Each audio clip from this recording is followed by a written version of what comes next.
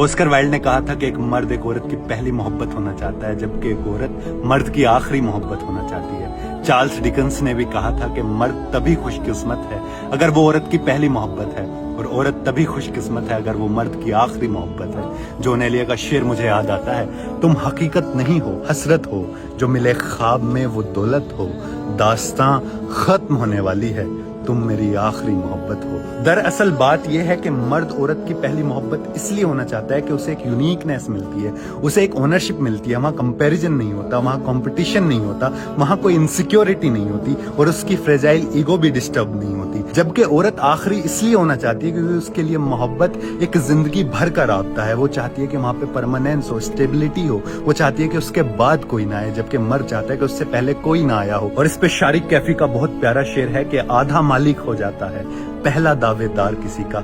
यही मेंटेलिटी होती है मर्दों की, उन्हें लगता है कि आधा मालिक हो चुका है पहला रकीब। वो नहीं चाहते कि उनसे पहले कोई हो, वो चाहते हैं जो है वो वही हो, उन्हें एक ओनरशिप मिलती है, वरना वो एक इनसिक्योरिटी में दबते चले जाते हैं। वो अपने आप को अपने रकीब से कंपेयर करके अंदर ही अंदर घुटते रहते हैं और एक दिन फ्रस्ट्रेट होकर रिश्ते से निकल जाते हैं। इसलिए चार्ल्स डिकन्स ने कहा था कि खुशकिस्मती तब तक ही है जब तक मर्द पहला हो और औरत आखिरी, वगरना रिश्ता चल नहीं पाएगा। कि औरतों के साथ बिल्कुल अपोजिट है, वो चाहती हैं कि उनके बाद कोई ना आए, उसकी आखिरी दोस्त हो, उसकी आखिरी मोहब्बत हो, उसे छोड़कर कहीं ना जाए। क्योंकि अगर वो पहली मोहब्बत से निकली हैं तो इसी वजह से निकली हैं क्योंकि उसके बाद किसी और को चुन लिया गया है। परवीन शाकिर का शेर है, वो मुझको छोड़कर जिस शख्स के पास गया, बराबरी का भी होता तो सब आ जाता, यानी कि मेरे बाद उसे कोई अच्छा ना मिल जाए। जब लेकिन मर्दों का उल्टा होता है, वो चाहते हैं कि मुझसे पहले तो इसको अच्छा नहीं मिल गया, वो अपने आप को कंपटीशन की नजर से देखने लगते हैं। और मर्दों की इसी इनसिक्योरिटी पे मुझे फराज साहब की नज्म याद आती है, मुझसे पहले तुझे जिस शख्स ने चाहा उसने शायद अब भी तेरा गम दिल से लगा रखा हो,